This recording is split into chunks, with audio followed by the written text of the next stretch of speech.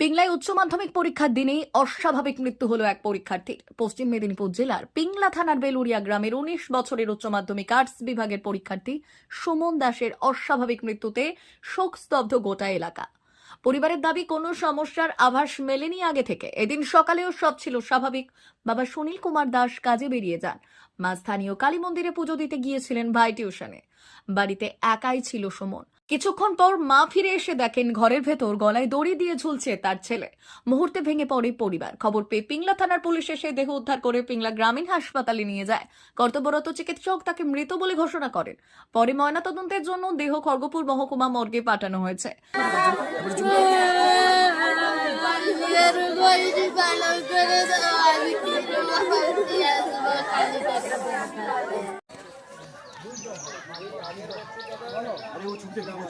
কিছু হয়নি, ওই সব যা হবে ফ্যামিলি দু বেটা বাবা মালিয়া মানে ঘরের চিন্তা করি একটু, মানে কোনো ঝগড়াঝাটি কিছু কোনো নেই? ঝড়াটি কিছুই হয়নি। পরীক্ষা যেমন দেয় পরীক্ষা দিচ্ছে, পরীক্ষা কেমন চলছিল? পরীক্ষা করা তো ভালো হচ্ছে। ওই আজকে পরীক্ষা দিয়ে যাবে, এবার মাঝখান থেকে তার মনের মধ্যে কি জাগছে কি হচ্ছে তা কই পারবো না।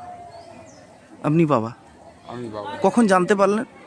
আমি তো কাজে পাই, আমি তো লেচ্ছা কাজ করতে পারি গেলাম। ঘরে তার মা গেল কালী মন্দিরেই করতে, ভাই ভাই করে আমি ল্যাট্রিন যাইছি, সেটা তার টিউশনে গেছে, তার মধ্যে ফাঁকে তারিখ মানে কি গলায় দড়ি নিয়েছে? গলায় দড়ি দিয়েছে বাড়ির মধ্যেই? ওই ঘরের মধ্যে। যে ঘর দেখলে তো মানুষ বিশ্বাস করবেন যে ঘরের দড়িটা নিয়ে। এটা কি কোনো তাহলে কি প্রেম ঘটিত কিছু মনে করছে? না, তাও কইতে পারবো না যে তার সঙ্গে কার কি হয়েছে, তাও কইতে পারবো না। ছেলের নাম কি রয়েছে? সুমন দাস। আর আপনার নাম? সুনীল কুমার দাস। কাজ করতো। ছেলেটা এই বছর বাগনাপাড়া হাই স্কুলের উচ্চ মাধ্যমিকের পরীক্ষা। আজ সকালবেলা মানে ওর মা ও গিয়েছিল কালী মন্দিরে, আমাদের সামনে বেলুড়িয়া একটা মানে পশ্চিম পিংলা সার্বজনীন শ্রী কালী পূজা হয়, সেই কালী পূজায় পুষ্পাঞ্জলি দিতে গিয়েছিল। এবারে এসে ও তার একা ছেলেটা বাড়ি আসছে, আর এই মুহূর্তে ওর বাড়ি হচ্ছে, বাড়ি বানাচ্ছে, আর পেছনে ঘর ছিল আর কি। সেই ঘরে ও তখন যে গলায় দড়ি নিয়ে মারা গেছে সেটা কেউই জানেনি। যখন মা এসে দেখে ওই রকম পরিস্থিতি, তখন কান্নাকাটি। মানে কি কারণে কি মনে করছেন? কি এবারে দেখুন, ছেলে ইয়ং ছেলে, সে পরীক্ষা দিচ্ছে, এবারে ফ্যামিলিগত তো কোনো রকম অশান্তি নেই। এবারে ছেলের ব্যাপার কি ব্যাপার কেউই জানতে পারেনি, কেউই। এই উচ্চ মাধ্যমিক পরীক্ষা দিচ্ছে? হ্যাঁ, এই বছর দিচ্ছে, আজকে তার পরীক্ষা। মিডিয়াম ছাত্র ও, ছেলেটা মিলিটারির ক্যাম্পে ভর্তি হয়েছিল। সে মিলিটারি ক্যাম্পে রান ফান দিত, আসতো। আমি তো দেখতে প্রায়। কোন ক্যাম্পে থাকতো? এই যে এখানে যে অমল বাগনাপাড়া হাই স্কুলে ওখানে যে ক্যাম্প করেছে, ওখানেই ও থাকতো। মানে প্রস্তুতি নিচ্ছিল? হ্যাঁ, প্রস্তুতি নিচ্ছিল। আর বাড়িতে কোনো ঝগড়াঝাটি? না না না না, সেরকম কোনো ঝগড়াঝাটি নেই।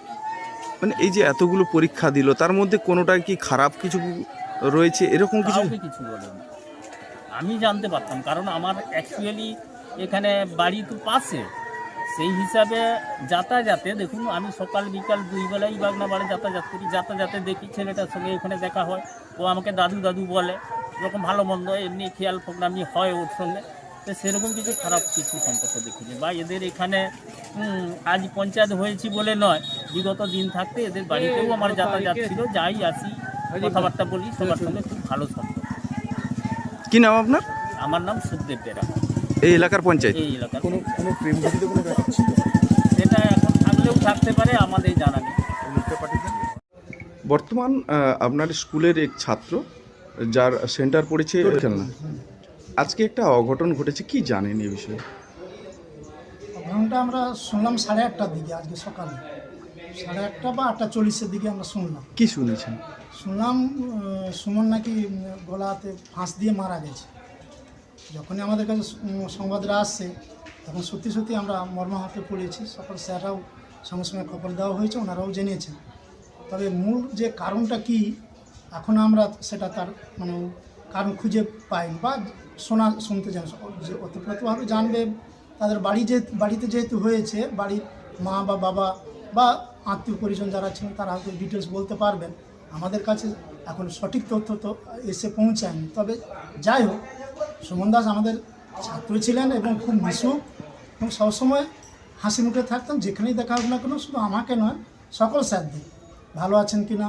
এবং এই যে কয়েকদিন আগে আমাদের সরস্বতী পুজো হয়ে গেল, ওকে বলছিলাম, দেখ সুমন, আমার এই সরস্বতী পূজাটা তুই তো সামনে থাকিস, এই মিলিটারি ক্যাম্পে থাকিস, হ্যাঁ তুই একটু দেখবি কী করবি। না স্যার, আমরা সব কোনো চিন্তা করতে হবে না, আমি যথেষ্ট সাহায্য করব। গত দিন পর্যন্ত যখন দেখা হয়েছে, যখন যে স্যারের সঙ্গে দেখা হলো ভালো আছেন স্যার, কিন্তু কালকেও দেখা হয়েছে, হাসি মুখে আছে, কিছু বুঝতেই পারছি না, কিন্তু হট করে যে 8:30টার সময় যে এইভাবে চলে যাবে, সত্যি সত্যি আমরা খুবই মর্মাহত হয়েছি।